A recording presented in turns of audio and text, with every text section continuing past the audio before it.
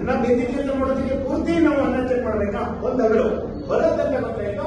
Next ತಿಂಗಳ sir ಜಾಸ್ತಿ ಬೇಕಂದ್ರೆ ಏನ್ ಮಾಡ್ಬೇಕು? ಜಾಸ್ತಿ ಬೇಕಂದ್ರೆ ಜಾಸ್ತಿ ಬಿಸ್ನೆಸ್ ಮಾಡ್ಬೇಕು. ನಿಮ್ಮ ಮನೆಗೆ ಈಗ ಒಂದು 4,000 ತಗೊಂಡಿದ್ಯಾ, ನಿನಗೆ ಈಗ ಒಂದು 100 ರೂಪಾಯಿ ಬಂದಿದೆ, 40,000 ತಗೊಂಡಿದ್ರೆ 1,000 ಬರುತ್ತೆ. ಕೇಳಿದ್ರು ಸರಿ, ಹೆಂಗ್ ಮಾಡೋದು? ಸಿಂಪಲ್ ಆಗಿ ಹೇಳಿದ್ರೆ ನೀನು ಒಬ್ಬನೇ ಮಾಡ್ತಾ ಇಲ್ಲ 10 ಜನ ಸೇರ್ಕೊಂಡು ಮಾಡಿ. ಇದು ಚೆನ್ನಾಗಿದೆ.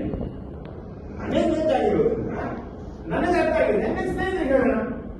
ಹಲೋ, ಬೇರೆ ತಲೆ ಹೋಗೋಣ ಕೆಲಸ ಏನಿಲ್ಲ, ಸಿಂಪಲ್ ಟ್ರೈ ಮಾಡೋಣ ಅಂತ ಶುರು ಮಾಡಿದ್ವಿ.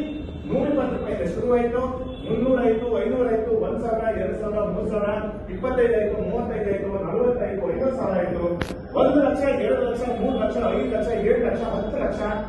ಇದೇ ಮೂಲಿಕೆ ಬಿಸ್ನೆಸ್ ಮೂಲಕ ಒಂದು ತಿಂಗಳಲ್ಲಿ ನಾನು ಹೈಯೆಸ್ಟ್ ಸಂಪಾದನೆ ಮಾಡಿರೋದು 19,58,000.